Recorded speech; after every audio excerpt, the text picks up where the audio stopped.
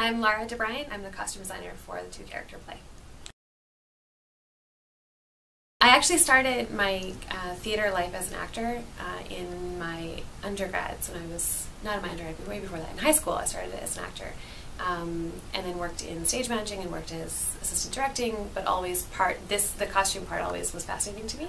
It was quite step by step, but I didn't know what I was getting into when I took each of those steps. I love live art, dance and opera and theater. I love watching things evolve in a very step-by-step process. I like watching things grow.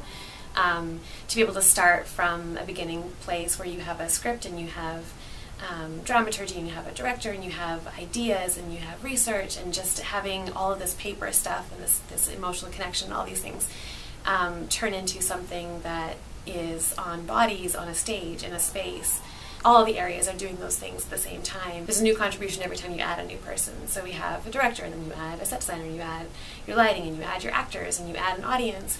And every new addition is adding another piece of growth to the piece. It's adding a new energy and a new life, and that's really exciting and really thrilling to be a part of. I was approached to do this two-character play. It was a play that I didn't know. It was a writer that I do like, but one of his plays I did not know.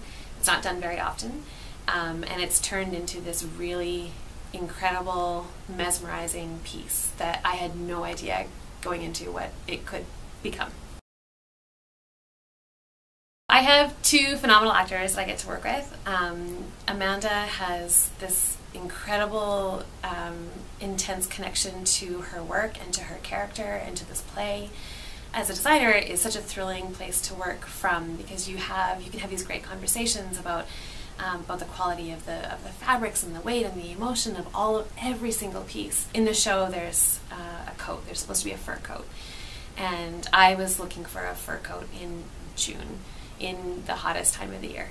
I found a couple of them, and none of them were just, they weren't it. They weren't the right coat. It needed to feel like this. It had to have a breath of air. It had to feel light. It had to feel like glamour. It had to just feel like this. And we kept both doing this. And then we were looking over the sketch when we were doing our fitting, and she pointed at something. She said, "What is that?" And I had spilled something on my sketch, and she said, "That's what it is."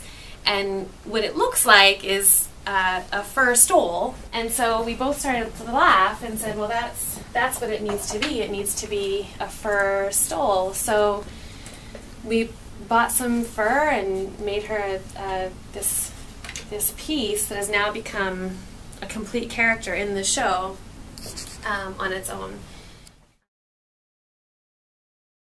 So Tennessee Williams has written in that the shirt that this character is wearing is the shirt of his father, who was an astrologer, that is showing the map of his birth. There's a whole description. You have this full license to create what that is. So I looked at a lot of research of astrology, and so looking at the history of astrology, which is really exciting because it's not something that I've ever looked into before. We wanted it to be something that he would have had made, and then has just aged and worn over the years. So I did all of the signs on the front in linens and embroidered in embroidery, and then destroyed it. Lots of piping and cording, just decorative pieces, edging that we pulled out, because we wanted everything to have a very worn feel. There's different ways of doing that, and you want to be able to launder everything. So this shirt was done, this is a combination of acrylic paint and water that's sprayed on, as well as these smudge sticks, which are like a waxier stick that just does discoloration and dusty feeling. You can get different colors, but it's something that can be permanent, and it doesn't smell, and it can make things look like they've gone through the ringer. This is a brand new shirt. I mean, love it. Really, really love what you do.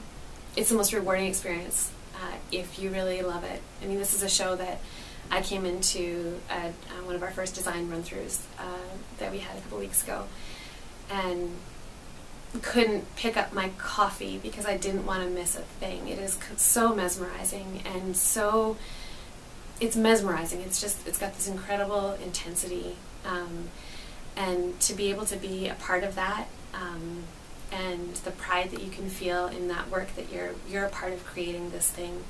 I think if you have to love it. It finds you. You don't find it. I think it gets you. That every show is the greatest show you've worked on, and when you approach it like that, you are going to be open to accidents of spilling things on sketches, or being open to others contributing and putting that together, and trusting everyone is in this thing together. I wouldn't want to do it any other way. I wouldn't want to do it any other way. I laugh a lot. I said a lot of dumb things in there. Can we go back, please? I am a theater designer.